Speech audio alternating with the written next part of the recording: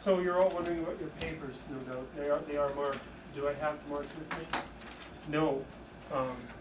I'll leave the papers outside my office on my bench, hopefully tomorrow morning. An abstract hypothesis about the relative value of things, including the self and others. Now, this might not make much sense. It's a pretty complicated idea. What page? What page is it on? Don't you have that memorized? Let's Let's see here. It's toward the end of the section about the known.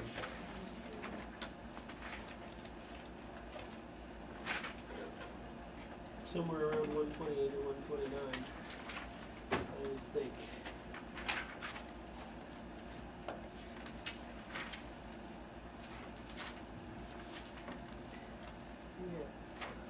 Yeah. Anyways, it's in there somewhere. 130? 130, middle of the first paragraph. Probably determined. Oh yes, yes. Okay. Okay. So we haven't. Well, things get complex here rapidly, so that's what we're going to do first. A little bit is do some recapitulation so that everyone knows where we are before we go somewhere new. I've been trying to convince you of the notion that when we model our experience, we're coming up with two different kinds of models, which are usually conflated. We're not really clear about the difference between them. One is a map of facts, and that map and its construction of that map has been formalized as the scientific endeavor. The map itself is the sum total of scientific knowledge. Science is how we generate our knowledge about facts. And I would say that a fact is a consensually apprehensible phenomena or its pattern of transformation. Because science is not only interested in clarifying the nature of objects, but also wants to be able to tell how an object changes into something else over time. Right, so. And as Einstein pointed out in the quote that I provided by him, we're generally used to regarding that sort of phenomena as real. Einstein wasn't a philosopher of science, but he was obviously a great scientist. And at the very least, his quotation, he talks about the consensually validatable properties of things, describes the manner in which people conduct science under normal circumstances. That's what we think we're doing. And there's a different kind of map. And that's a map not of facts about things, but about what those things signify for behavior, and I mean for motor output, what they signify for what you should do when you're around them, when you encounter them. And we don't really understand that map very well. We don't naturally, I don't think we naturally think of it as sort of a separable phenomena. It strikes me that you can make a reasonable case that it's actually the type of map that preceded the formal development of science. Because we, like animals, are primarily concerned with how to act rather than with what is.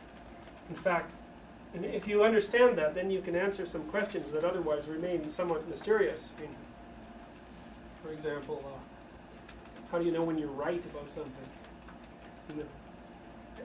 At a fundamental basis, you're never right about anything, because wherever you look, there's an infinite number of mysteries, at least from the factual perspective. They tend not to disturb you. And it is the case that we place implicit faith in the notion that we know things and that what we know is sufficient. Even though we know that what we know isn't sufficient in the final analysis, not only is it wrong, but it's sufficiently wrong so that over the course of centuries, it transforms itself into something that's often even unrecognizable. But it still strikes us as knowledge. Well, and that's because we think we know something. When acting on that knowledge, we produce results that we want, and that's sufficient. If you get from point A to point B using procedure C, then you're convinced that you're right, because that's it. That's right enough, and that's our criteria. And Antonio Damasio, for example, just wrote a new book called Descartes Error. Descartes Error being I think, therefore I am. Damasio is pointing out that people with damage to the prefrontal cortex start to lose the ability to make decisions, to decide between trivial things like or to decide trivial things, not necessarily just between them. Like when you throw out old newspapers, or which restaurant to go to. You don't sum total all the facts about a given restaurant and everything you can think about it, and then contrast that restaurant with all conceivable restaurants when you go out to eat. The process is pretty automatic, and DeMazio argues that we do it by recourse to emotion. The frontal lobes help us determine what our emotions are signifying, and as a consequence we can eliminate vast swaths of material that would just sort of clog up our cognitive faculties otherwise. But the thing is, knowing a little bit about how stories work, about how we posit our ideal futures and how we move towards them, instantly gives you some insight into how it is that we determine that we actually know something. And when we say we know something, we basically mean our knowledge is sufficient to get us from point A to point B. And that's enough.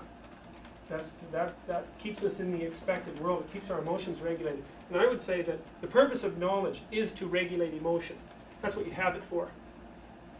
So, I mean, you're always engaged in the endeavor to increase, well, this is kind of a behaviorist way of looking at it, but it's sufficiently accurate so that it's useful. You want to live in a world where there's lots of hope for the future, and where you're satisfied, all in all. Or at least you're working to maximize your satisfaction. You also want to avoid anxiety to the degree that that's possible, within the context of maximizing hope and satisfaction. And also the same goes for pain. You're always trying to regulate your emotions. In fact, the reason we modify the external world is to regulate our emotions. Like, we tend to think that emotional regulation is actually a psychological process. It's right, calm down, you know, bring yourself under control. But that's only true in the most trivial of circumstances. Almost all the time, what we do to regulate our emotions is to change things around us with our behavior so that we're satisfied more or less with the manner in which our limbic system is conducting itself. That motivates our behavior. The kind of knowledge that you have, that enables you to act so that what you want appears. I'd call that wisdom. That's what we're contrasting in this class, I guess, the domain of mythology. That's how wisdom is transmitted, not factual knowledge. Wisdom is how to act so that you get, not only, it's not really so that you get what you want. That's a really simple way of looking at it. It's so that your emotions remain regulated, stably over time, in a situation that's primarily composed of others who are doing the same thing, who all have to act, including you, in a manner so that that stable regulation is flexible enough so that it can update itself when necessary across time. So there's a lot of constraints that have to be satisfied in order for your solution to the regulation of your emotions to be considered optimal. When you talk about how to act in a given situation, it sounds as if I only think of social situations. That's primarily what I'm talking about, because most of our environment is a social environment. Most of what I consider my environment is you and everyone else that I encounter. What about when you pop the disk into the computer and it says the drive is not working and you want to know how to act? Is that wisdom also, or is that some? Well, I would say, look, okay, that's a perfectly reasonable question. I would say wisdom is an abstraction of behavioral knowledge. So I wouldn't say necessarily that knowing how to open up the box of the computer and fix whatever particular electronic part happens to be fouled up constitutes wisdom. But I would say that, but usually what happens if your computer falls up is that you don't know what to do, but what you do know is how to figure out what to do. And basically what you do when you're trying to fix a computer, based on the presumption that you can fix it, which is like the presumption that leads the whole behavior, is to hold everything constant and vary one things, right? You engage in a process of trial and error that's devoted towards solving the problem. And I would say being able to engage in the maneuvers that allows you to generate the specific answer to the problem, that's pretty much akin to wisdom. So I mean, that's, with the computer it's a little different, because the computer's a bit peculiar though, because it's an artificial environment in that it isn't something of infinite complexity in a sense, at least at the level at which you want to interact with it. It's a finite domain, so a real standard set of problem-solving techniques can be applied to it. Right, so, scientific techniques. Yeah, so the computer is probably the only part of it universe that actually works exactly as you predict it would from the scientific perspective. So, I mean, there's not a lot of remaining mystery in it. So. But if it says system error, you freeze. Yeah. Usually, the first Well, thing that yeah, happens. 'Cause especially if you're doing something important. yeah. Yeah. And then you sort of figure, then don't you need a strategy to allay your anxiety, such as calling the help number? Right, right. That's recourse to authority. Yeah, that's a common mode of problem solving. Yeah, that's Yeah, one I'd of say the. the computer has plenty of unknown in it for most of us. Yeah. Yeah, it's fraught with anxiety. Yeah. No, that's true. That's true. I would say that the process of generating solutions is more akin to wisdom than the knowledge of any specific solution. Yeah. And that's sort of, well, that actually serves as a good introduction to the kind of things we want to talk about today. Okay, so anyway, so I was summing up. I'm reiterating the distinction between the domain of myth and the domain of science, making the additional point that mythology is both, it's the story we tell about our wisdom, and it's also our means of transmitting it, basically. And the same can be said about narratives in general, which are sort of specific examples of more general myths, I would say. So, okay. Well then, okay, the next question that pops up is, one second. The next question that pops up is that, well, if you can conceive of the world as a collection of objects and their transformations, but we're not doing that. We're conceiving of the world as a place to conduct action in. And so then the next question is, if you conceive of the world as a place in which to act, what's the structure of it? And it strikes me that you can determine the structure by contrasting myths and picking out their commonalities. There's a bit more to it than that, because there are creation myths, and creation myths explicitly state that what they're dealing with is a description of the genesis of the world. So it's also a natural field of inquiry for mythology. And what I have been attempting to describe, it's my summary, I guess, of these various myths and the world that they portray. And the mythological world basically has three constituent elements, you could say four. There's the chaos that precedes the construction of anything, and that's represented as the Rebirth. That's the dragon that eats its own tail.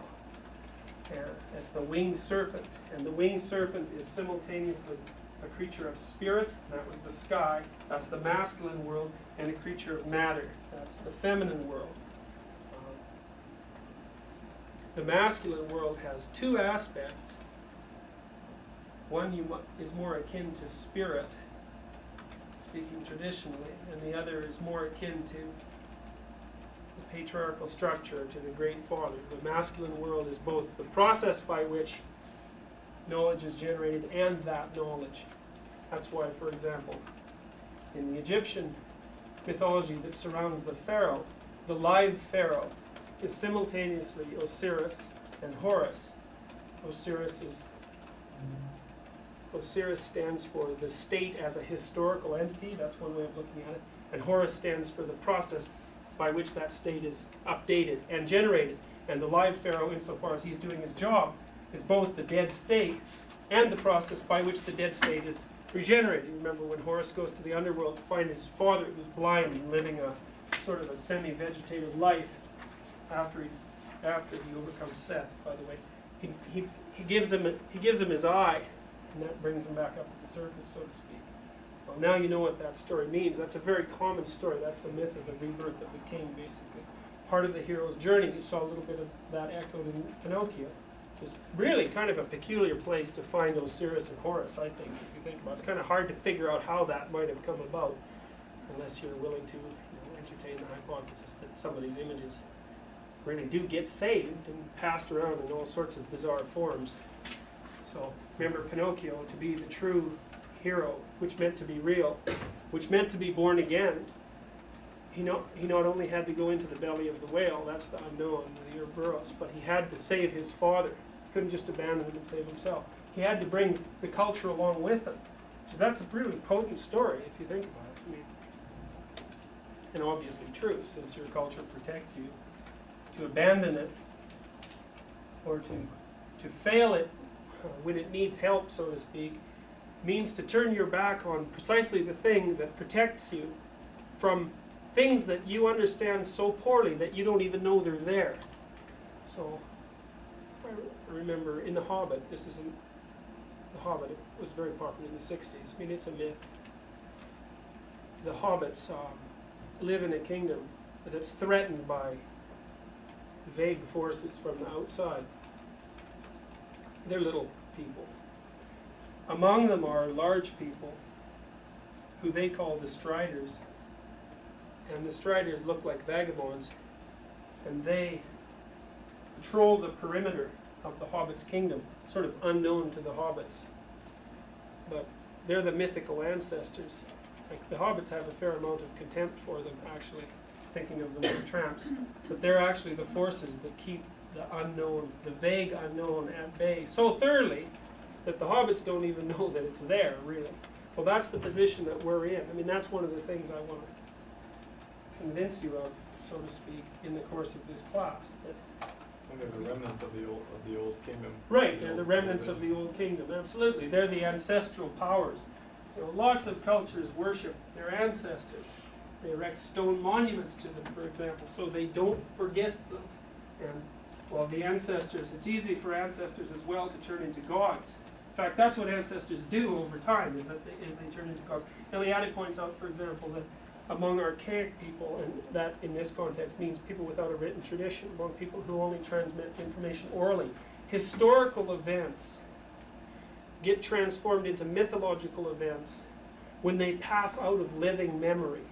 Which is to say, when the last person who's alive that remembers the event dies, then that event is immediately, in a sense, remembered as an event that took place in the unspecified time that preceded the construction of the world.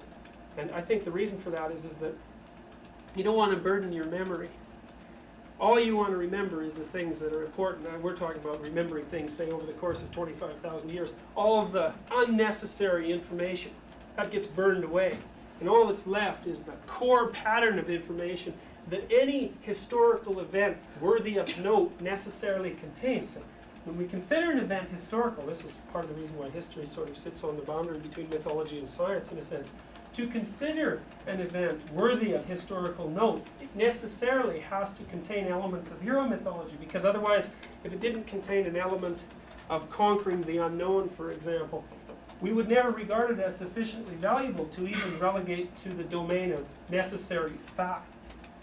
This is troublesome for history, because the study of history is supposed to be formalizable in a sense. This is a big problem in history in general. So historical stories are told from within cultural perspectives. I mean, the classic example of that is, how do you conceive of Columbus? If you're a European, say a traditional European, the standard story 4 years ago was, Columbus was a hero who conquered new territory. Columbus, by the way, this is a historical fact. Columbus was, in fact, looking for paradise when he went out on his missions. That was his express motivation. He thought, like many people of his time, that the paradise described in the Old Testament was an actual location on earth that perhaps could still be found somewhere.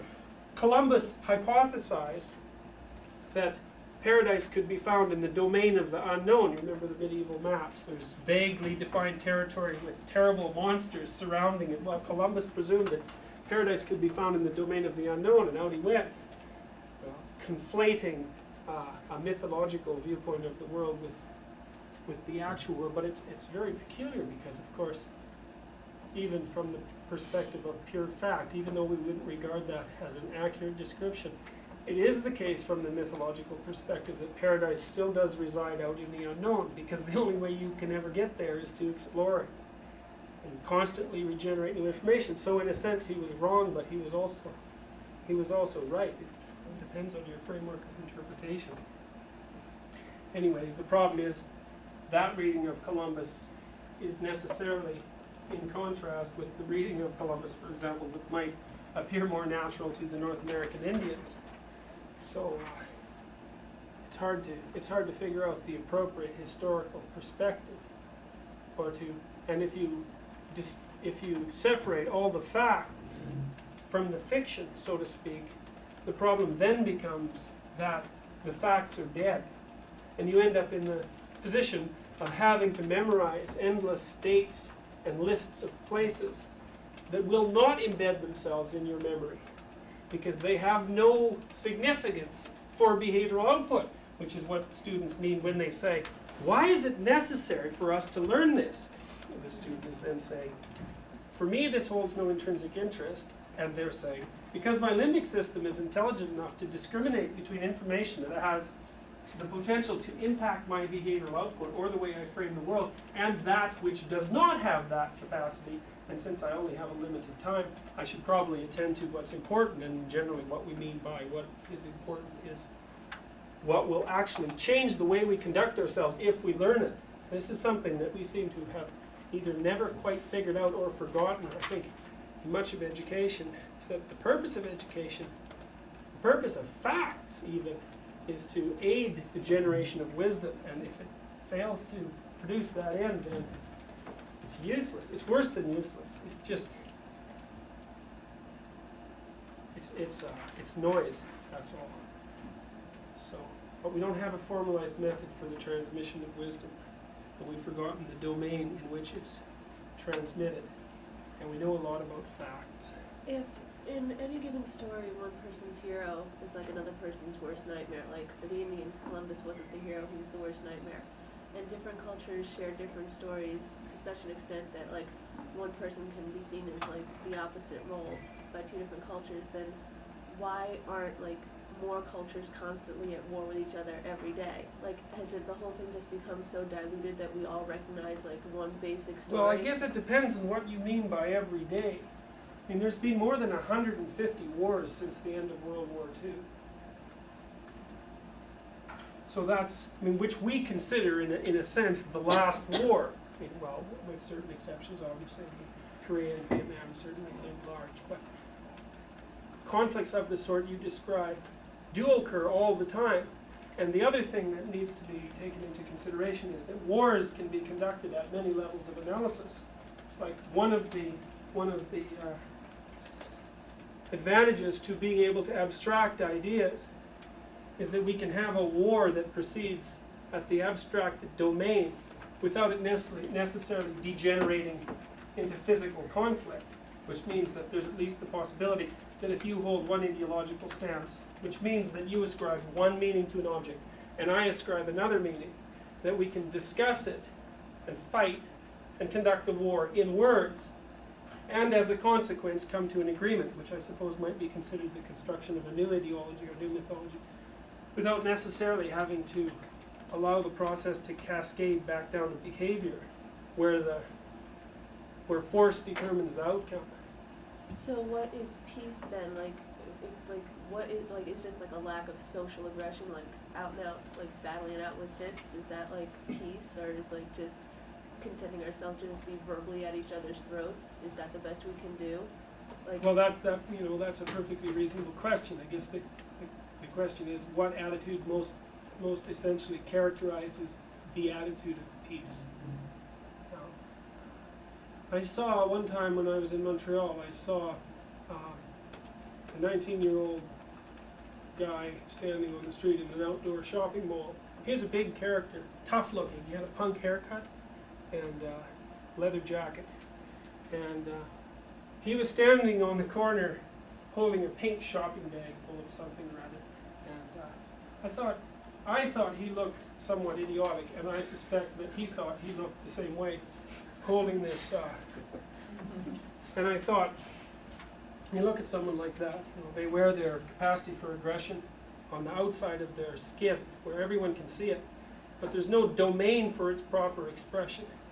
So people in that situation end up doing things that are essentially absurd, like working in a 7-Eleven, for example, or standing on the corner of a shopping mall with a pink shopping bag in their hands. And one of the things that you might wonder under those circumstances is that, is there any way that you could construct an attitude towards peace that was sufficiently difficult and aggressive that it would satisfy someone who's in that particular position? We tend to think of peace as a state of, as a default condition, I suppose, as the state that reigns when nothing is necessarily happening. And it strikes me that in order to make peace an attractive proposition, it has to be demonstrated incontrovertibly, in a sense, that it's actually a more dangerous and interesting enterprise than war. I'm just trying to clarify war.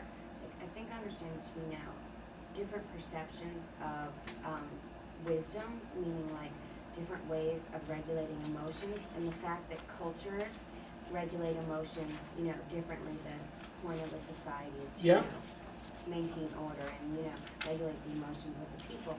Well then, because I was thinking about wisdom, and I was like, well, that's kind of a subjective term. Like, I think of your wisdom as dysfunctional, whereas I think of mine as functional. You may handle things to regulate your emotions, but it may not be the truth, or I may think it's not the truth. So is a war being fought because of different opinions of wisdom? Right. That's why? Right. Okay. And you can push the argument down a level of analysis even and say, which is basically the point of this particular quote, that our maps determine the meaning of objects in our experiential field, so to speak. And wherever there's a difference, wherever you presume that this object has a different implication for your behavioral output than I do, or for our mutual behavioral outputs in its presence, then there's an unknown right there. And there's also instant room for conflict. Because you can only do, well, this is not always the case, but it's frequently the case that only one set of behavioral outputs can be manifested in any particular situation. That's certainly the case for an individual. I mean, that's why you have to solve your problems, is because you can't do two things at the same time. You can only do one thing. So, this is going back a little ways. I'm curious that you tend to refer to the domain of myth as the domain that we have forgotten, because it seems to me that if we were to know it now, we would know it in a way that we never could have known it before. yes. And thus it's not exactly forgotten. It was that we now live in a whole. It was the whole way in which we now know was built out of that and left Yes. it behind. So it didn't forget it because it never knew it. Oh, well, I think that's a reasonable, but that's a perfectly reasonable way of looking at it, except I would say that there's one more twist to that, and that is that at a defined time in the past, and I would say starting approximately 500 years ago, when the scientific methodology really came into its own, we made the misattribution that we did in fact understand what we had never understood. And not only that we did understand it, but that we understood it thoroughly enough to know that it was no longer a valid form of knowledge, and that we could safely discard it as superstition or as a primitive form of science and move into the future. But it seems to me that there was never a point at which we said what we were doing then was silliness, and what we were doing now is the road to understanding. Sorry, can I interrupt? I have a real problem, and Jerry Hagan needs the overdone.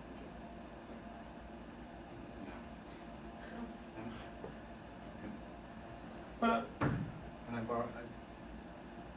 Your class goes on for a little while. It's just Into objects. You see, as soon as you mess with the object, because it's mapped in accordance with this mythological structure, you instantly start to wreak havoc on the whole structure that determines your appropriate behavioral outputs. And we know already what that structure inhibits.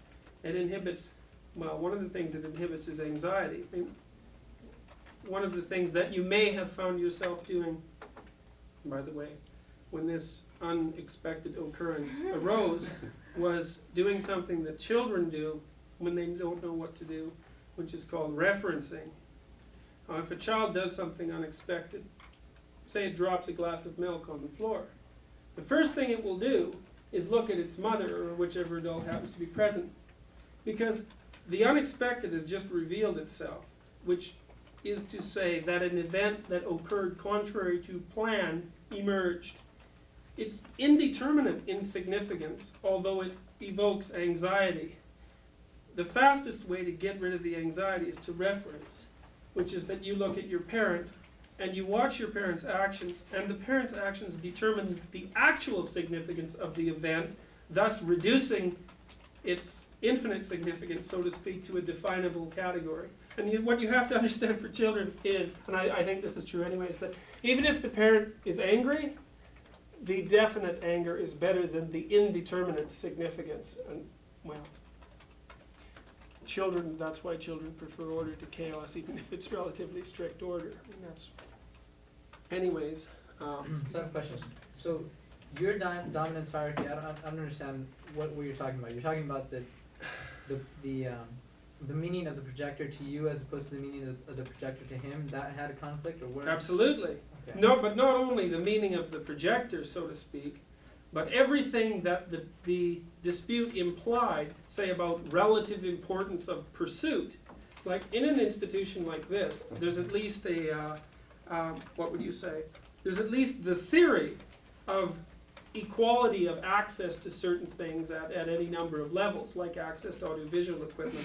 You know, the fact that someone's been around here longer than me, for example, has no bearing, in theory, and in actuality, under almost all conditions, on their access to things like audiovisual equipment. So when Dean comes in here and says, you know, despite what you're doing and the fact that you followed the rules, someone who's senior, so to speak, wants this and that's that. So there's a lot of information in that sort of interaction about relative importance, and not just relative importance of the projector, but of the parties who were engaged in negotiation for the projector. Anyways, with regards to referencing, I was wondering, like you can think back about your own reactions, do you look around? Did you look around when that was going on to see how other people were responding? Because that's a way of coming up, that's a way of trying to instantly acquire consensus. It's right, what the hell's going on? I don't know. Maybe some of these other people know. I'll look at them. I can tell by their facial reactions or their patterns of behavior what this event might signify. That's exploratory behavior. You're exploring the environment, but the environment in many cases is composed of other people. In fact, the most important part of the environment is composed of other people. And when we have a map of the environment, who we're mapping is other people in relationship to ourselves and vice versa. So that's referencing. You approach them like you wouldn't back up. I thought, I mean, you could have conceivably gotten in a fight or Well, something. that, see, but that's the other purpose for the demonstration is that if I have a map and you have a map and they conflict with regards to a particular object, then, which happens very frequently, then one of the things that's interesting to do is to consider the options for eliminating the conflict. One option is to eliminate one of the conflicting parties. I mean, that's an option that's very commonly held. And what people generally do is they start to negotiate verbally, which basically means that they're using their verbal behavior to put their plan back into action to get what they want. And as that's blocked, say it doesn't work, more and more emotion builds up and other strategies that are sort of lower on the access hierarchy get brought into play, culminating possibly what I wanted to get Dean to do. He was a little bit nervous, I think, doing this because it's not part of his character really. I wanted him to take the projector. I was going to hold it and see if I could get someone to help me pull it away. to illustrate this. Now, one of the things that we want to figure out is, given that maps of meaning are going to conflict with regards to the importance of objects, including in this notion of object, including ourselves and other people, what's the appropriate strategy to adopt in the process of negotiation, which is very much related to your question. You said, well, what constitutes, say, the essential aspects of peace? Well, one of the things you have to figure out is when you're in unknown territory and you've been put there by someone else who's also there because of you, what do? How is it that you should act so that you're acting optimally, so to speak, to resolve the problem in the most positive of ways, most positive of conceivable ways, which is to say, we need to figure out a set of rules that everyone can agree on for operating in the domain where there aren't any rules. Excuse me, Professor. We could have blackmailed him. Because I have him on tape going like this. Yeah. Talking about the other professor. Leave the projector, blackmail him. Yeah. So we know that between, if culture A has this story and culture B has this story, and they meet. As soon as they meet, the members of both cultures are no longer in these stories. They're in some domain in between them. And the rules that apply here and the rules that apply here do not apply here. So then, of course, the question is, what rules apply here? And, well, the other diagram that I keep showing you, someone described it as the bouncing ball, which is kind of a good way of describing it. The rules that apply outside of the domain here are the rules that constitute the way. That's the hero's path. So you would say that the hero, this is interesting, I think. This is why you get archetypal hero figures. They're really the ideal figures for culture, and they're also, as a general rule, representatives of peace. That's right. This is very, very common. Buddha, for example, is sort of the embodiment of peace, and the same thing is true for Christ. That's because their patterns of behavior characterize the optimal form of action that is to be undertaken in the domain that's between two specified domains. I guess he came into our territory, and though we're part of your culture, all of us sat down. I was just wondering, in terms of the maybe more general meaning, what do you think? What would happen, and maybe its significance, if instead of just your map against his, all of us stood up, all of us perhaps implicitly stated its crucial meaning for us. Well, Danielle did toss an insult out at him as he left. But this is something that you have to, like, I don't know how thoroughly you were taken in by this particular demonstration, but one of the things that you have to try to appreciate, as clearly as you can, is just what were your responses during the interruption, because this was the entrance of the stranger, so to speak, the hostile stranger. I mean, he had his own agenda. Actually, it wasn't really even his agenda. It was an agenda that he was acting out for someone else. So he's kind of, in a sense, just the emissary of bad news. But you want to, I mean, this is a pretty minor example of hierarchy disruption. But you think, for example, had it been real, there's well, one of the things that I was told before I came to Harvard was that there was a certain amount of tension between junior and senior faculty members. This is not nearly as true as I was led to believe before I got here, and much of the distance that exists is a function of age, and well, in large part, anyways. But one of the things that this sort of disruption would do to me, if it really happened, would be to undermine my confidence in my position here. And since I've devoted a lot of my life to attaining this particular position, or at least that's how it's worked out, that sort of objectively minor intervention could have all sorts of highly negative consequences. In this case, though, would it really have had such consequences? Because what really made me think that this must be staged was that you were taking it too poorly. Yeah. Well, that's okay. Okay, that's a good point. But that's partly because Dean wasn't as forceful as I would have liked him to have been. Like, I actually asked him to come in here because his natural politeness overcame his acting ability. Unfortunately, I wanted him to come in here and just tell me what was happening, more or less abruptly, and just take it. So I was sort of, on the other hand, made it fairly believable. I mean, that true. Yeah. We were all anxious, but we're not anxious anymore because we've redefined what it means. Now we've right. And even before, it was clear to everyone in the room that it was kind of staged.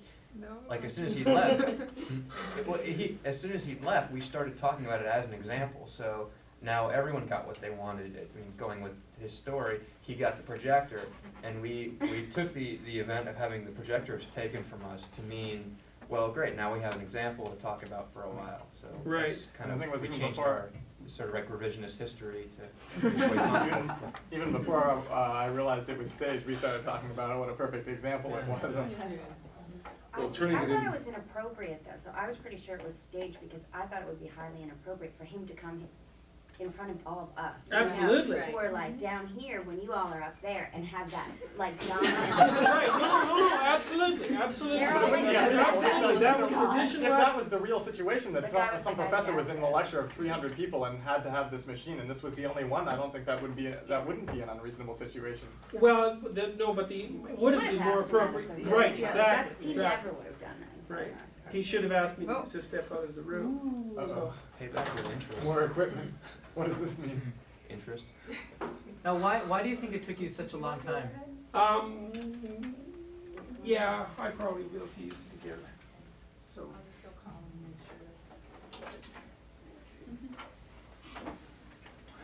Sorry, somebody else asked me a question Why about do time. you think it took you such a long time to, so like, at first the issue was you needed to finish the class. Well, that was my cover story. I mean, the real issue is, what the hell are you doing barging in here in front of my whole class, Right. taking this damn projector and making me look like an idiot? But the cover story is, I need this projector to finish my class. You know, anyways, that's how it would work out in reality, I think. Yes, okay. We coming back in? Okay. Just call and tell them that it's okay. I Okay. don't know. You know this is hoax day. This is? Yeah. No, what is that? Well, I don't remember, when did you leave? Immediately After Dean? Yeah. Okay, that was a stage, that was staged. Yes? Yeah, Oh. okay. I just saw Jerry Kagan in the basement using the overhead projector. Did you?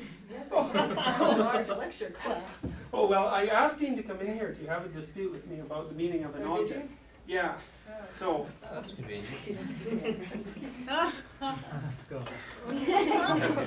Thinks you're lying. Oh, I'm not really that unimportant. Jerry Hagan isn't. I stage that. Jerry Hagan could never take my projector. right, well, that's a classic example of denial. Right? That's right, that's when the ugly anomalous event rears its head, then that's right, The you read. delusional fantasy. That's right, back to the most appropriate fantasy. And the fantasy being an alternative story where the motivational significance of things is the way that you wish they would be. Yeah. I found myself sort of entertained by it because I was actually seeing if you would act the same way that you've been telling us that that you would act, and seeing if you would actually go through it. Like, it was cool to see standing. Take a little step in front of the projector. So I don't know. Yeah, but I don't think It's he would have cool. given He the couldn't have, that was projector up. like unprofessional, Oh, really? I that thought was they would have given unprofessional it up. behavior, like you could No. never have done that in real life. You would have had to been like, okay, here's your like, sir, sorry, way, I give it don't to think Jerry, so, though. give it I don't in think so, regards. though. Like, what are you gonna do? No, I think it would just be a matter of politeness. You say, okay, I mean. Well, it depends on how you're approached, Dave. Of Yeah. course, if the cover story is plausible and the emergency seems to justify Just jumps the and says, "Give me that intrusion. projection." Yeah, well, it depends. Well, that's one of the things I've been trying to point out too, is that the meaning of an event depends on the behavioral strategy that you use in the presence of the event. So even with Dean, for example, in his intervention, it's the strategies that he used to offer me the anomalous information are going to determine the phenomena that I am in that particular context. So if he would have called me outside and say, look, excuse me, but here's the situation, and it's a large context situation, like let's say Kagan needed the projector because he was involved in some major fundraising episode for the department, and it had broken down suddenly, et cetera, et cetera. Well, basically what you're doing under those circumstances is, if I can erase this now, is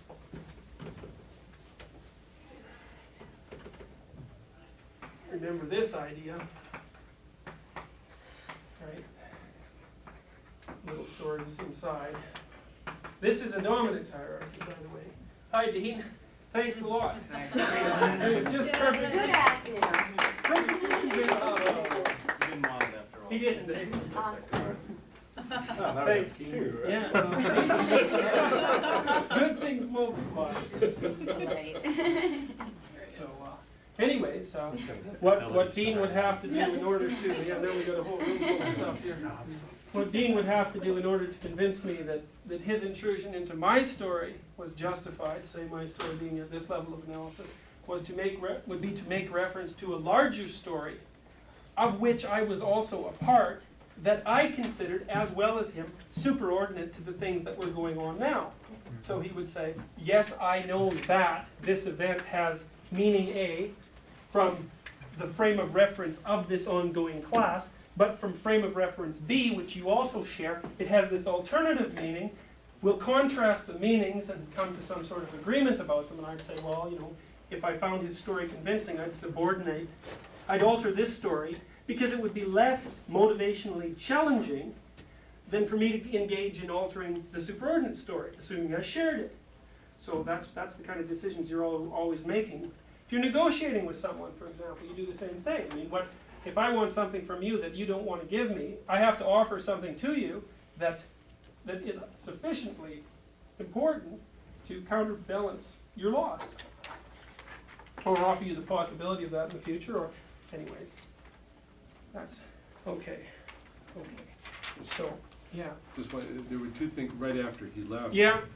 Turning the incident into beginning to talk about it as an experiment sort of changed the whole valence. Instantly. Of the thing, right away. Yeah. And the humor was also part of that too. It became a source of humor at the same time.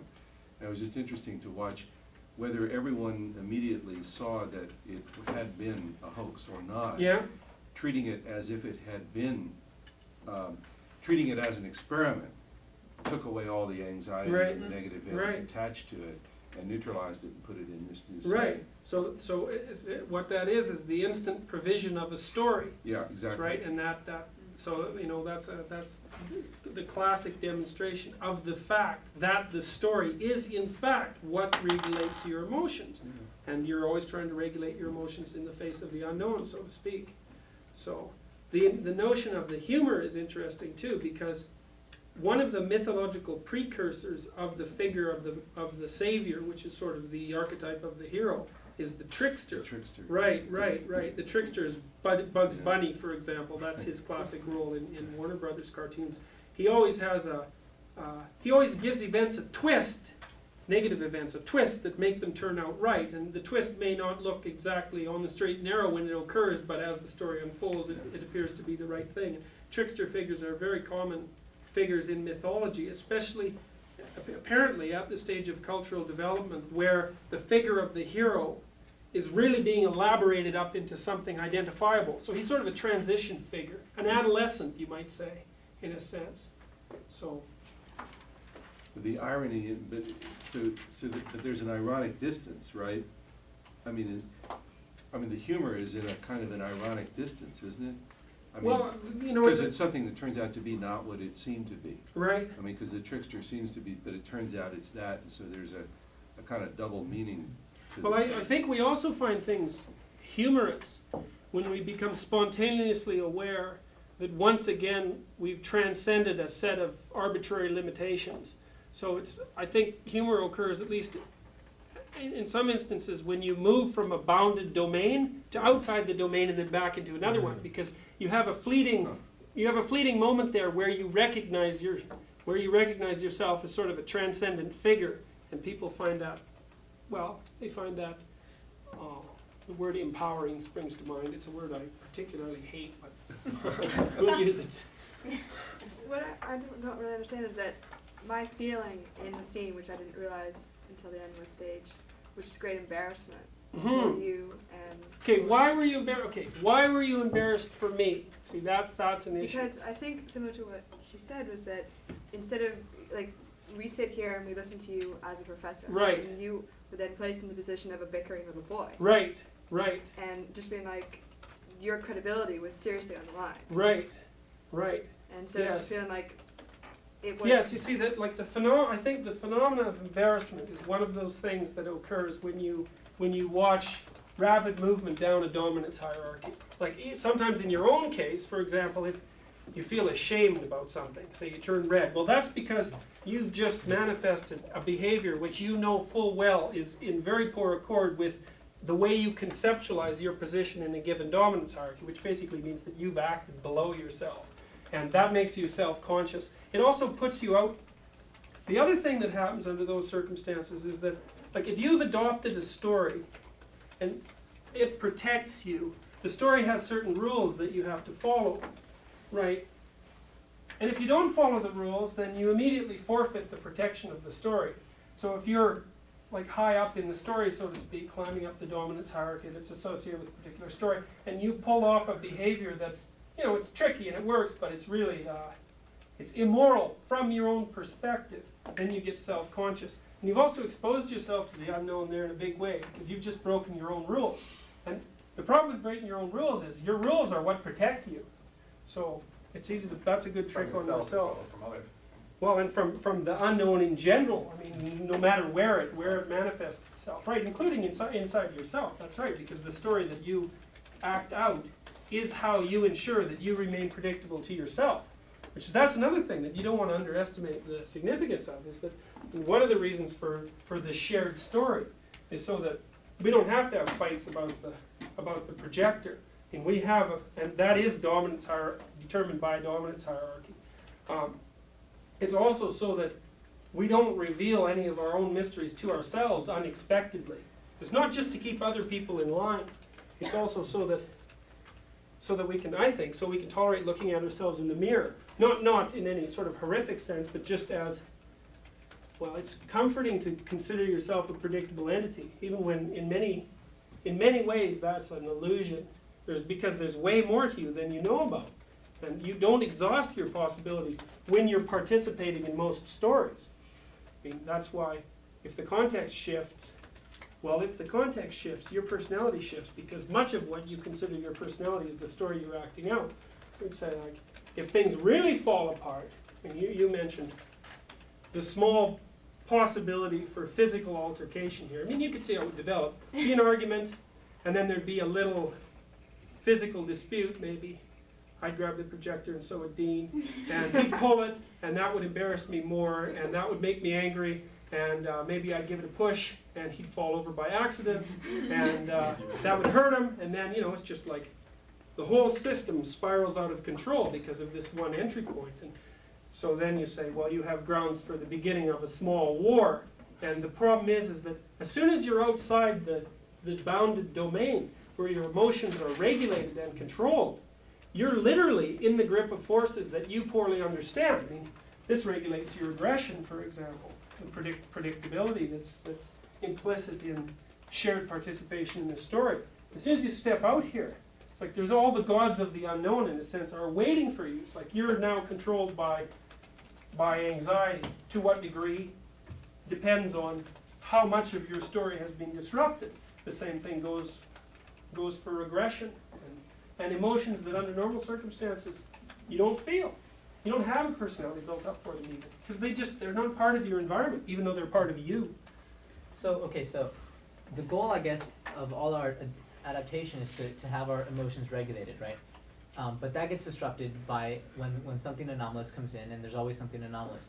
However, should we exist until the anomalous information comes and hits us, or because I sometimes feel myself just going for things that I'm afraid of just because I want like a thrill or whatever, but that is my searching for it and dysregulating my emotions. I get dysregulated. One of the things that sort of complicates the idea that novelty is threatening on first exposure is magnitude. It's like, because it's not always true, is that there's an optimal level of novelty where the magnitude of the event is sufficiently small so that what's activated primarily is your incentive reward systems.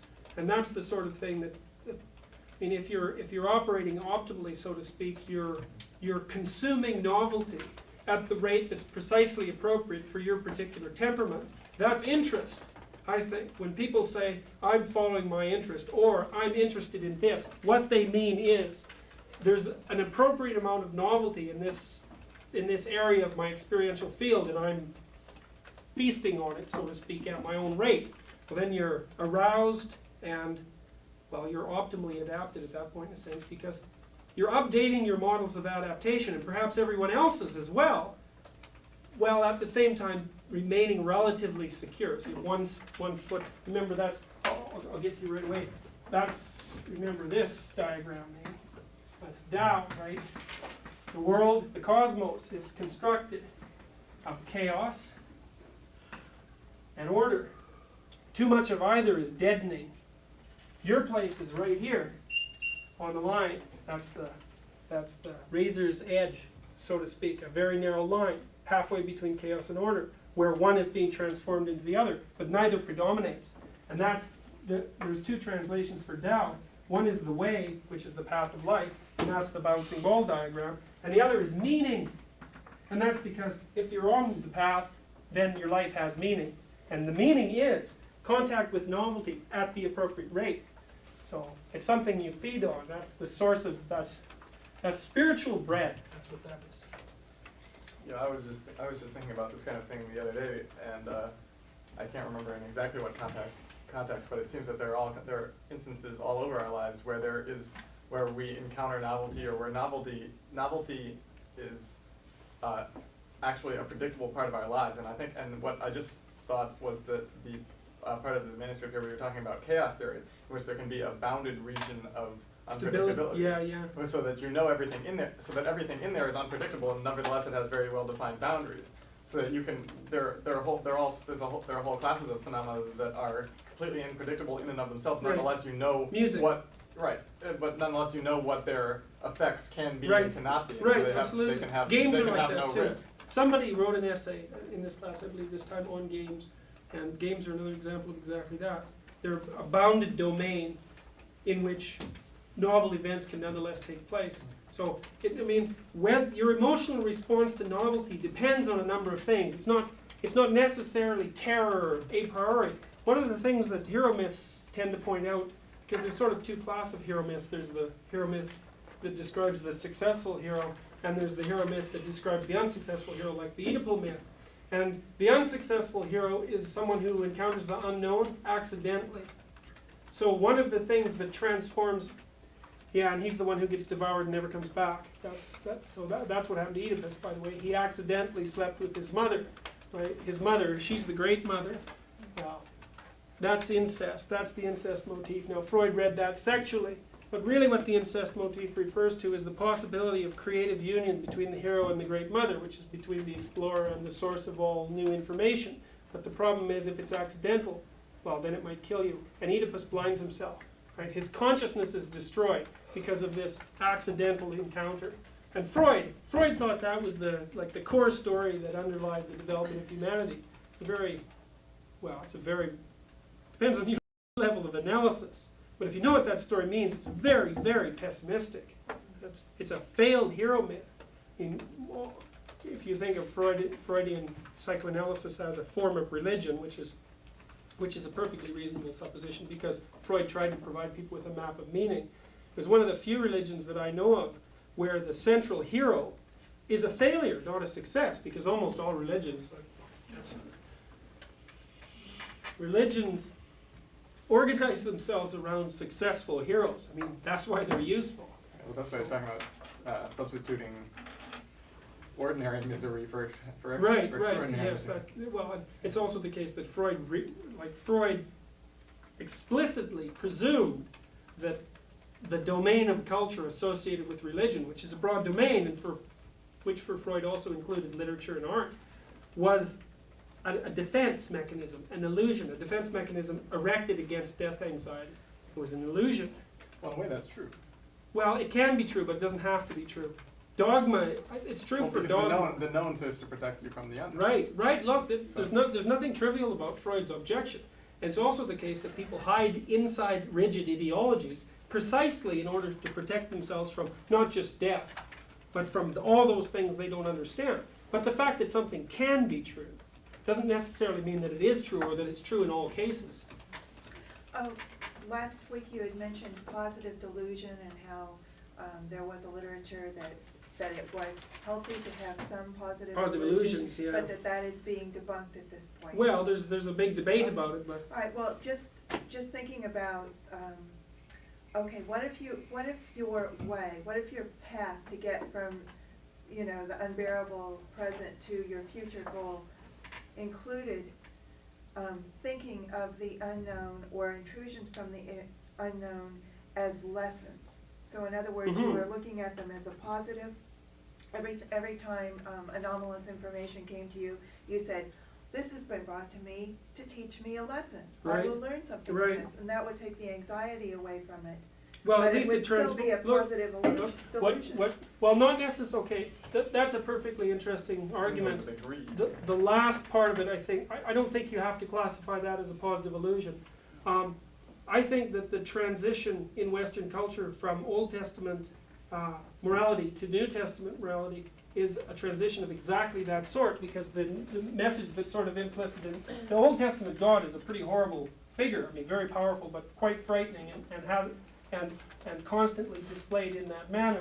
And the God that's in the New Testament is theoretically a God of love. At least that's the attitude that you're supposed to have. Now, why is that? Well, it's for the reasons that you just pointed out, is that contact with the unknown is inevitable.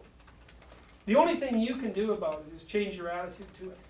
And hero myths tend to point out that if you approach it voluntarily, it's the source of new information. If you run from it, it kills you. Well, those are your options. Like, your option isn't to not have it. If things didn't change, there wouldn't be any life. But you do have the option of how to face it. And it does work. I mean, if you're engaged in an argument with somebody, like somebody that you have to argue with and that you have to come to a solution with, say, someone you're married to or someone in your family, it's like you have to solve the problem or not. You can just fight about it for the rest of your life. That's the other option. Fight about it futilely for the rest of your life. If you actually have to address it, then when they present you with anomalous information, which is essentially like a poisoned apple, something that's undigestible in its present form, your only option is to sit and think, what is there in this that that actually constitutes usable information for me? So you might say, someone's objecting to the way you conduct yourself. You think that they're being hostile and unfair, but you've laid down some ground rules so you more or less trust each other.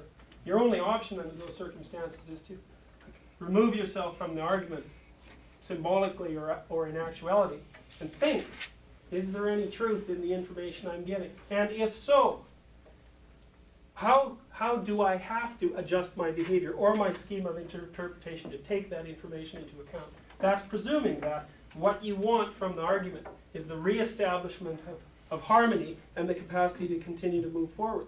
So that is the attitude that I don't think that's a positive illusion at all, because the way things manifest themselves is dependent on your attitude towards them in a non-trivial way. It's like you, in a major way, you determine the valence of phenomena by your approach to them. And we don't know the limits of that.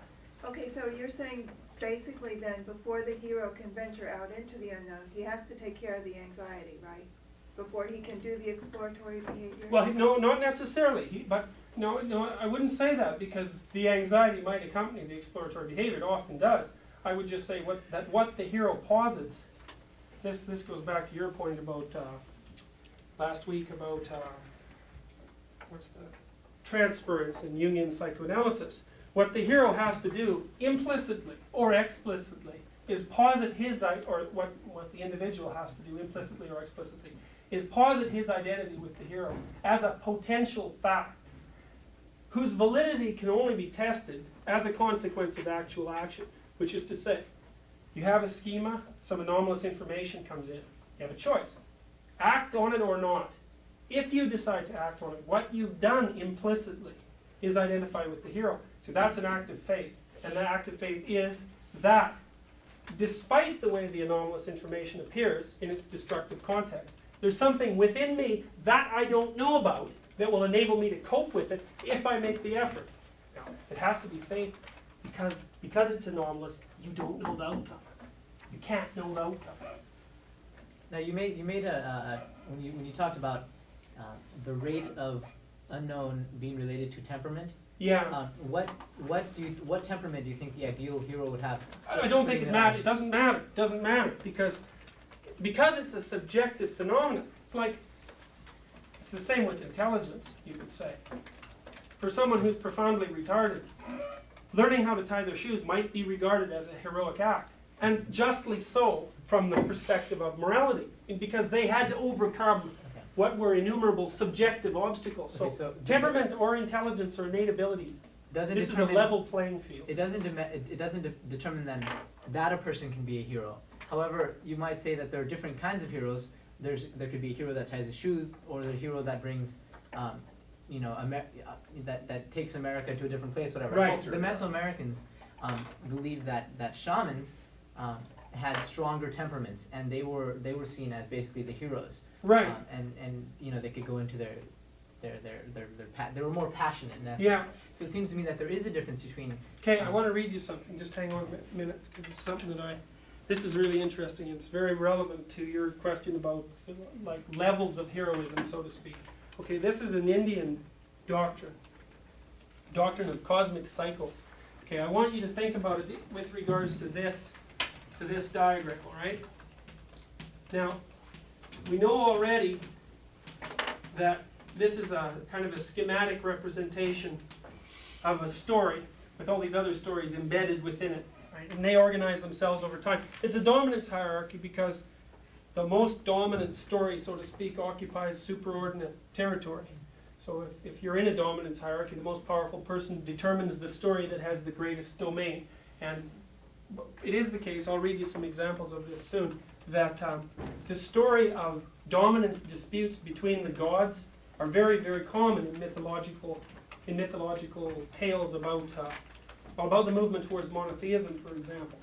The gods are very often portrayed as at war, and it's the victorious god that becomes the supreme god, and I think that's a mythological representation of the fact that those processes actually occur in time on Earth. We dispute constantly the meaning of things, the relative meaning of things, and over time, at least within cultures, we come to agreement about them. It means that some positions win and other positions lose, and that's the Darwinian competition of ideas, although sometimes it's cooperatively induced as well. Anyways, these are stories. We know that stories that when they transform themselves, they go through this cycle of dissolution and reconstruction. So you could say that if this is the arrangement of stories, at every level of analysis, each of these separate stories is constantly undergoing dissolution and reconstruction. So that's happening all the way up the chain. Listen to this. This is really interesting. The doctrine of cosmic cycles from India. A complete cycle, a Mahayuga, comprises 12,000 years. It ends with the dissolution, a pralaya, which is repeated more drastically, Mahapralaya, the great dissolution, at the end of the 1000th cycle. For the paradigmatic schema, creation, destruction, creation, etc., is reproduced ad infinitum. The 12,000 years of the Mahayuga were regarded as divine years, each with a duration of 360 years, which gives a total of 4,320,000 years for a single cosmic cycle. 1,000 such Mahayugas makes up a kalpa. 14 kalpas make up a manvantara, so named because each manvantara is supposed to be ruled by Manu, who's the mythical ancestor king. Okay, so one of the implications of this is that the cyclical, or if you pick a domain of this cyclical process, you can ascribe its establishment to the mythical ancestor king. Okay. A kalpa is equivalent to a day in the life of Brahma, a second kalpa to a night. 100 of these years of Brahma, in other words, 311,000 millions of human years, constitutes the life of Brahma. But even this duration of the god's life does not exhaust time, for the gods are not eternal, and the cosmic creations and destructions succeed each other forever. So the Indian notion is that this is kind of an infinite. This thing is infinite in structure, all the way up as far as you can go, and all the way down as far as you can go. And at every level of analysis, there's these constant cycles of creation and destruction. That sounds almost like alchemy. I mean, it's sort of it's a way of playing with symbols in a way that, sort of scientific sounding way. Yeah. Well, people had scientific intuitions prior to the onset of science as a formal enterprise, as well as mythological intuitions. I mean, this doctrine is, I think, is obviously representing something like this. So You mentioned earlier that the dominance hierarchies are this way, and for some reason it doesn't make sense in my head, because it would seem to me that they go, instead of going up, they are within each other.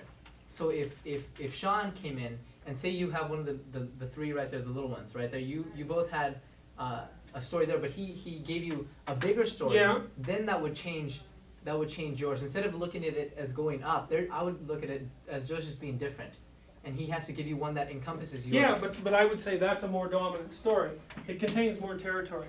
It rules more territory. That's the notion. Literally, it rules more territory. Okay. So I'd be willing to subordinate my story to this the largest story, say for the Mesopotamians, that's ruled by Marduk. So you see, there's a real neat twist in this. I think it's really something else. So it's like you have a real paradox: is that you need known territory to protect yourself from chaos. But the problem with that is that known territory has real disadvantages, right? It gets rigid, that's one thing, and it makes you have conflicts with other people who have known territories that are different. Well, the way the Mesopotamians solved this was by saying that the thing that makes the superordinate story, which is Marduk, right, is actually the process that transforms all stories, right? So they put a paradoxical loop into this process. That's absolutely brilliant. I mean, it's absolutely brilliant. So they say, well, all your conditional stories have to be dependent, have to always remain dependent on your ultimate subordination to the process by which all conditional stories are generated. So it's an amazing idea. So I don't understand how can, okay, so I understand that the bigger the territory, the more powerful the story. But how can, on the level where they don't encompass the same territory, how can one be above another? I mean, graphically, it's not up. It's up in terms of power. We're talking about an abstract noun. I mean, it's right. So, but is it power? So, like the bottom one is lower in power than the top one? yes. No, Well, the middle one is lower in power than the outside one. It goes from in to out. It goes from in to out. Yeah. Yeah, no, that's right. No, that's what, right. okay, wait. And when we're Okay, talking about up, we're talking about. Look, here's an we're talking example. power You're working abstractly. for a corporation. You're not the chief executive officer. You're a vice president. Okay? This is your story. There's 3 vice presidents. There's 1 chief executive officer. Okay. You're going to be concerned. One of your domains of concern is the viability of your position and of everything that's like, because you're also the head of a whole set of other subordinates who are beneath you, so to speak. So that's your particular domain of concern. But it would be rational, so to speak, under most conditions, to subordinate your desire to maintain this territory in favor of maintaining the entire territory whenever there's a conflict. I mean, generally speaking, you can envision perhaps some cases where that wouldn't be the case. Yeah, but usually, I understand. Okay, so my question is really, do the vice presidents, is there a hierarchy amongst them? you mean this way? Yeah, that's what I'm asking. Oh, well, there would be if they were. There would be if they were ever engaged in a task that would require them to arrange themselves. I mean, like I'm not really. This isn't a fixed picture of, like, there's not necessarily 3 of these subsystems Right, I'm just or saying whatever. that if you place them that way, does that mean that? Well, the it top is one possible in smaller? a dominance hierarchy for there to be relative equality of position. Although I think that would necessarily break down if if there's 3 vice presidents, they have to organize themselves to do a job. There's going to be a dominance hierarchy that actually is hierarchical emerge in the course of their cooperation. But then they'll be It might tying shift themselves a lot. into another story. That's right, then they're tied into I another mean, story. It's also the case that, like, your position in the dominance hierarchy shifts across stories. You know, it's like, well, you might be a senior at Harvard, and, you know, so that you're at the top of at least one part of the dominance hierarchy there, but then when you go out in the workforce, it's like, whack, you're at the bottom of another dominance hierarchy. Like, or you can just shift in and out of them during the day, even. And that's partly because we've been able to abstract our dominance hierarchies up to such a degree that you can participate in innumerable, some of them even symbolic. I mean, you can change the valence of a phenomena just by shifting your reference point, you know. So it depends on what you contrast it with. Like you say, the big picture of things. Right, that's the big picture, exactly. Take the big, something terrible happens to you, I take the big picture. If the picture's too big, then everything becomes worthless. But this goes back a little ways to what you said about when anomalous information is promising as opposed to threatening. yeah, yeah. And it sounded like you were saying that it relates to the feelings of efficacy of the hero or of the confronter. Yeah. Which you described as an act of faith. Yes. I'm just curious about that. I mean, what creates, I mean, is that what did you mean to say, feelings of personal efficacy? You mean instead of an act of faith? Well, or how would you relate the two? I guess what I was Well, I would about say is that if you undertake to voluntarily, if you undertake to voluntarily expose yourself to an aspect of the unknown, Mhm. that is an act of faith. And whether you know it or not, you are emulating this heroic model. Mhm. So one of the things that Jung attempted to point out was that since you're doing that, you might as well know it. Because as soon as you know it, then you have access to this incredible wealth of information that sort of details the structure of that process, and that can provide you with more explicit knowledge about what it might mean. Say, because if you say, well, I wrote down what I think of as the historical hypothesis. Let me see if I can find it here.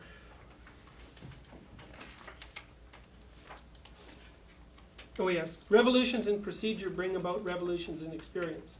That's the hypothesis of historical man, fundamentally, which is to say that you can posit that through your actions you can transform your environment. That's an act of faith, and it's the act of faith that precedes the construction of culture, because by doing that, what you are saying is that the individual, despite the immense power imbalance that appears between the individual and the unknown, the individual is in fact part of a process that's of equal magnitude, equal size. Remember I showed you these pictures. Let's see.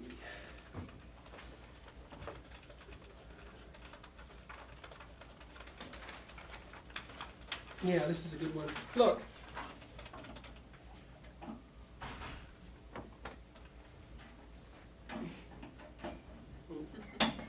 That's good. Okay. Yeah, I know. That's weird. Anyways, I would regard this as pre-Columbian. I would regard this as an image constructed by the member of a culture for whom the hypothesis that the individual was of equivalent potency in comparison with the Great Mother, or as not true, or just barely dawning on consciousness. Because there's the hero. I mean, there's a huge difference in terms of perceived relative power. And then you see, well here, this is a much more modern issue. You see, there's much more indication of equality by this point. Yeah. So the notion of the divine individual, like that's what I think. I think that idea, it's a mythological idea, because it has to do with meaning. That's at the core of the democratic notion that everybody's equal before the law, which has its roots in the idea that everyone's equal before God. But what that means by equal, what equal means is that your capacity for heroism is not limited by your innate abilities, which I think is really interesting, because it's very difficult for us to think of anything that you can do that there really is an equal playing field for. Like most things are dependent, say, on your intelligence. That's heritable to at least a substantial degree, or your physical ability, or your gender, your race, or these things that are really built in. But your capacity to face things that are anomalous, that's really a part of your character. I think that's above those biological constraints in a way, because what's anomalous to you is very much dependent on your personal nature. So you get problems that are exactly the same size that you are. So that's another part of the reason why you get this weird notion of equality before God.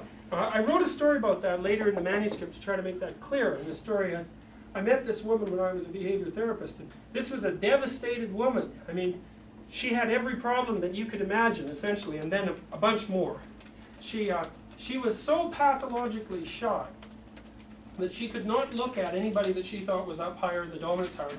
And that meant anybody. I mean, literally, she was at the bottom.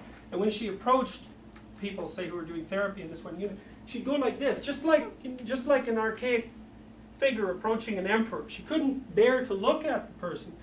And part of the behavioral treatment was to help her stop doing this, because she would do it in public as well. And of course, people who act oddly in public tend to have a lot of social trouble, so we were hoping to get rid of this particular symptom.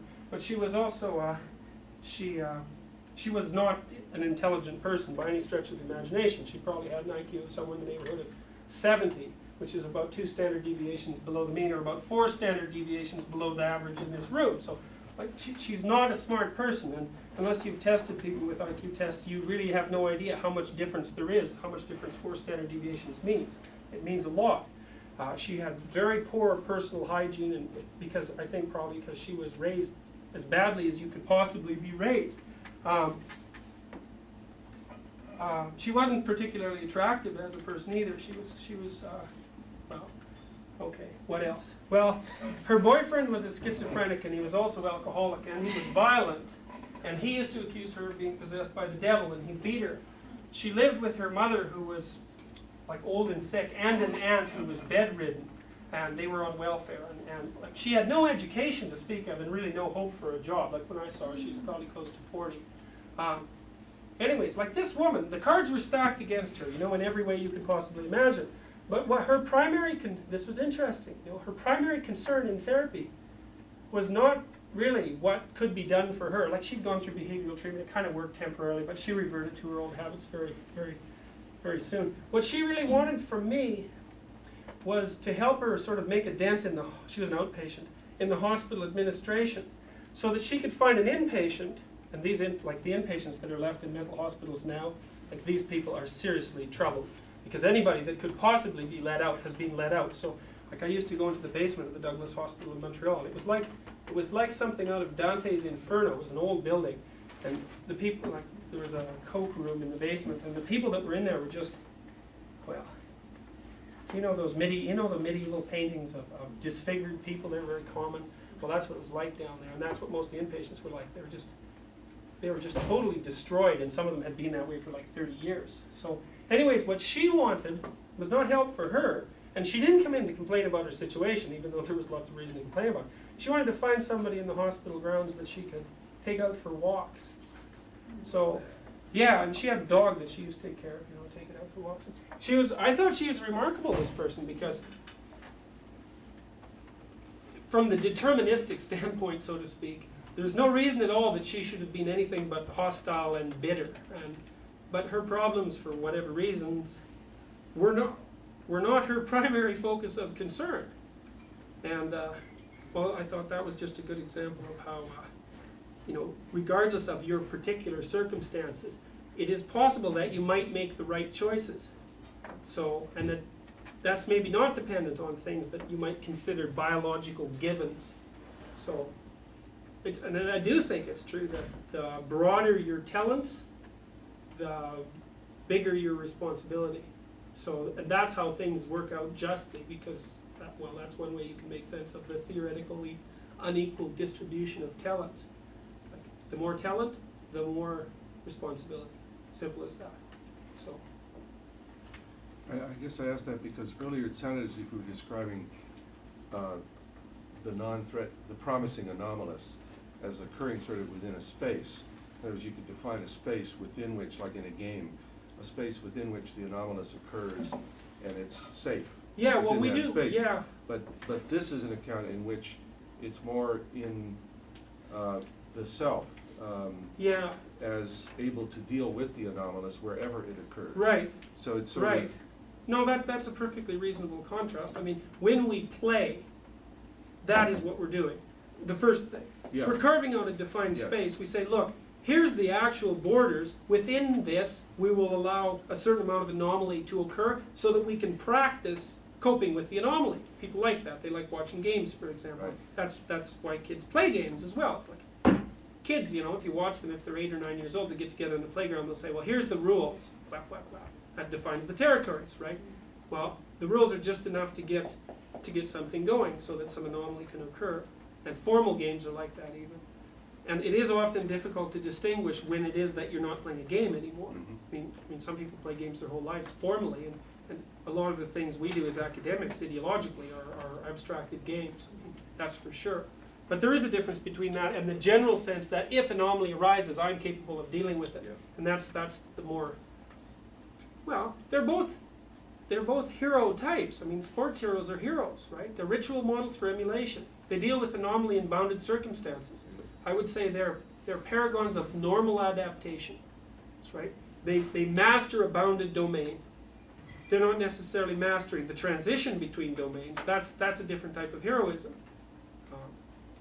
But it's still a form of heroism. So. Are you saying that the greater your biological gifts, you say the bigger your responsibility? Do you mean the bigger your responsibility to go out and encounter the unknown and bring it back? I would say, well, there's more. That's right. That's part of it. Right off the bat, it's like what you don't know is defined in contrast to what you know. So the structure of what you know and its size, so to speak, is proportionate in a sense to the kind of unknowns that you'll encounter. Like in a sense, I've read it, say, I don't remember where, that one of the hallmarks of genius is the capacity to see mystery where others only see certainty. So you won't even see the same things. With variance in capacity comes variance in perception. So, and I would say that, is that, so like, coping with the stresses of a well-run household might be a sufficient challenge for a given person. I mean, in reality, I mean, they may do a very good job of that, and that's at the limits of their ability. And when you meet someone like that, you regard them as admirable, sort of intrinsically.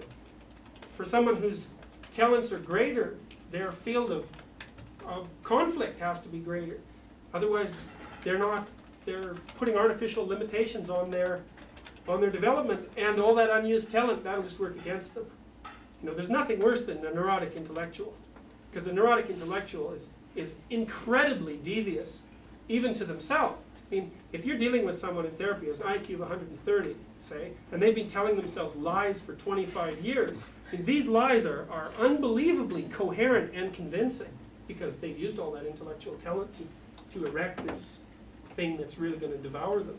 So then you've made it, you separated, okay, so there's the left hemisphere and the right hemisphere. And the left hemisphere is, produces the pleasing sensations in the unknown, and the right hemisphere, the fearful ones. Yeah. But you've also separated the dimension of, it's not related to, in the left hemisphere, the ability to organize, etc., and in the right hemisphere, creativity. Well, I think there's a certain amount of I don't know exactly how to answer Antisocial personalities have, or you know, people who are in prisons, or whatever, they have generally low intelligence and but are also stimulated very easily by things, right? Well, that's one line of theorizing. Yeah, there's more to the story than like temperament alone doesn't. I don't think temperament alone is enough to make you conduct disordered or antisocial. I mean, I would say that among like every temperamental type has the kind of pathology it's most prone to.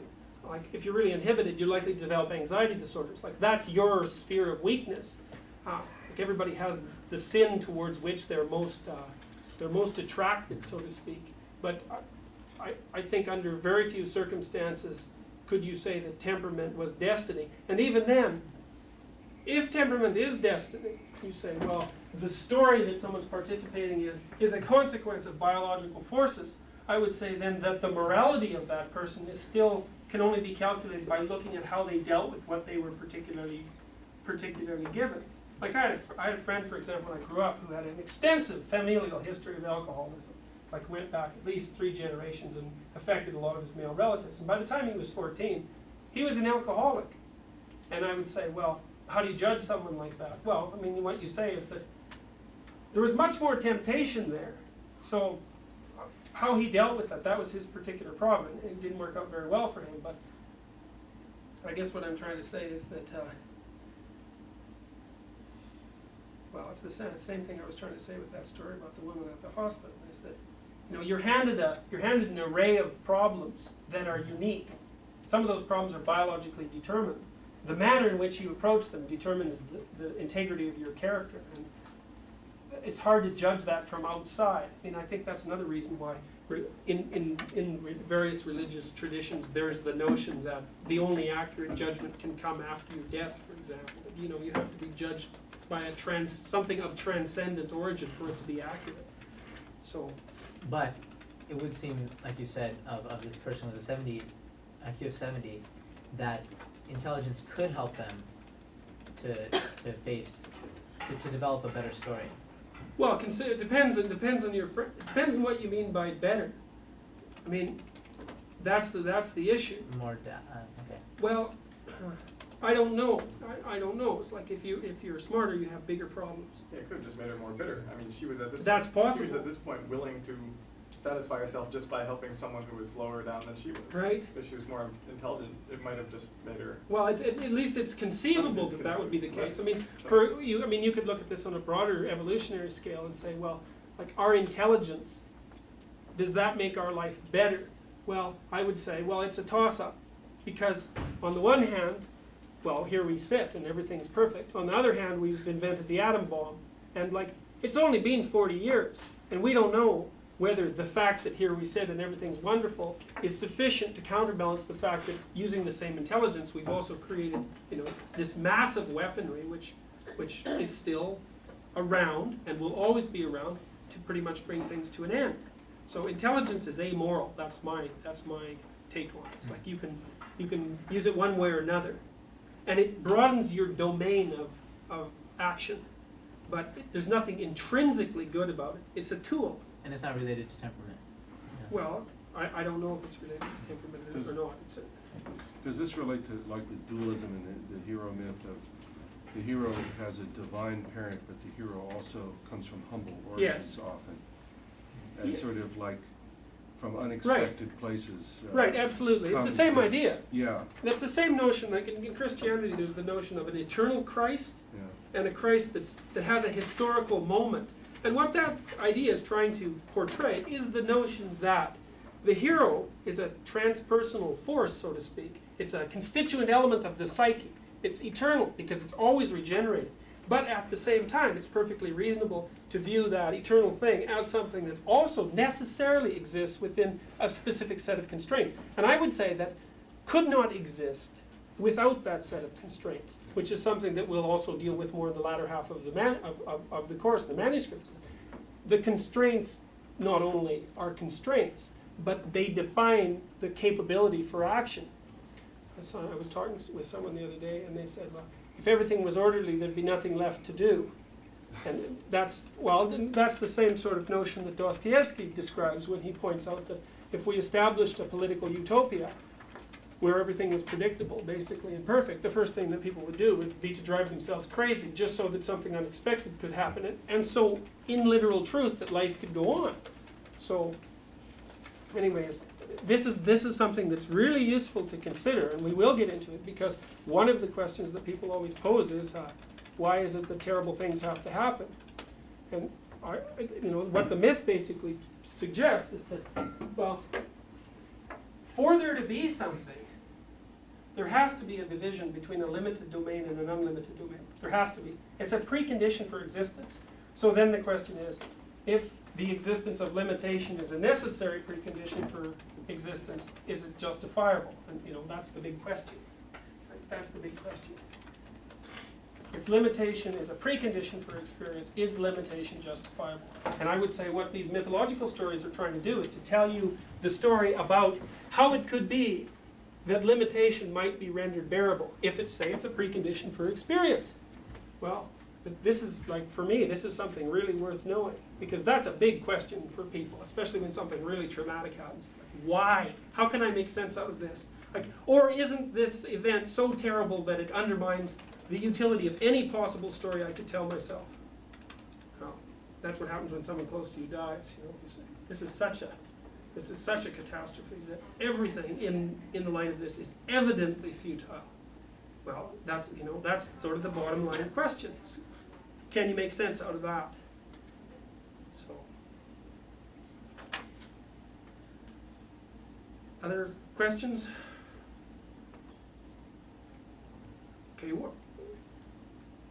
Okay, well, that's probably good enough for today.